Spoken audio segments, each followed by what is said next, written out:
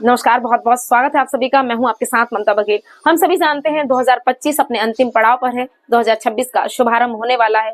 वर्तमान वर्ष की विदाई और नव वर्ष का स्वागत हमारे लिए बड़े ही हर्ष उल्लास का विषय है। इसे हम सभी अपने अपने तरीके से सेलिब्रेट करते हैं, त्योहार के रूप में मनाते हैं, पार्टीज करते हैं।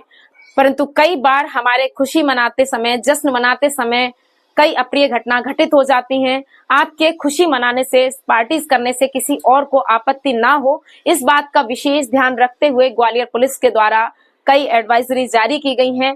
क्या कुछ वो निर्देश हैं, आप सुनिए ग्वालियर आईजी अरविंद सक्सेना जी के द्वारा। नया साल आ रहा है जिसे लेकर कि एक जश्न के तौर पे लोगों के द्वारा मनाया जाता है और इस जश्न के चलते कभी दुर्घटनाओं की संभावनाएं होती हैं। इसे लेकर क्या तैयारियां हैं पुलिस? ग्वालियर की जो स्थिति है वो एक महानगर के बराबर ही है और ग्वालियर में काफ़ी वृहद स्तर पर जो है सेलिब्रेशंस होते हैं।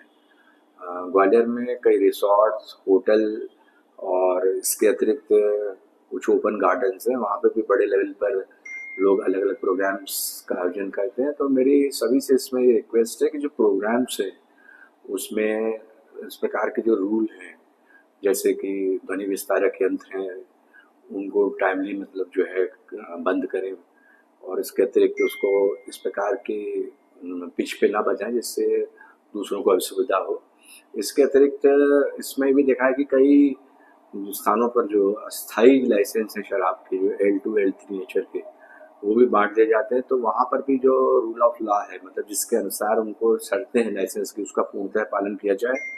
और एक और हमने देखा है कि इसमें अति उत्साहित होकर कई युवक ड्रंकन ड्राइविंग करते हैं, ओवर स्पीड पे वाहन चलाकर वो खुद को तो खतरे में डालते हैं, दूसरों की जिंदगी को भी खतरे में डालते हैं। तो सेंट्रल मोटर व्हीकल एक्ट में बड़े इसमें कड़े प्रावधान है और ऐसी स्थिति में यदि वो पकड़े जाते हैं, उन पर कार्रवाई होती है, तो उनके जो ड्राइविंग लाइसेंस हैं वो 3 महीने के लिए सस्पेंड भी कराए जा सकते हैं आरटीओ को प्रतिवेदन प्रेषित करके। तो मेरा सभी से ये स्पष्ट संदेश है कि नया वर्ष है, उसका आगमन है, तो उसमें हर्षोल्लास के साथ डिसेंसी मेंटेन करके और मॉडरेट वे में सब लोग उसको सेलिब्रेट करें और ऐसा कोई कृत्य ना करें जिससे वो खुद को जोखिम में डालें या दूसरे के जीवन को जोखिम में डालें।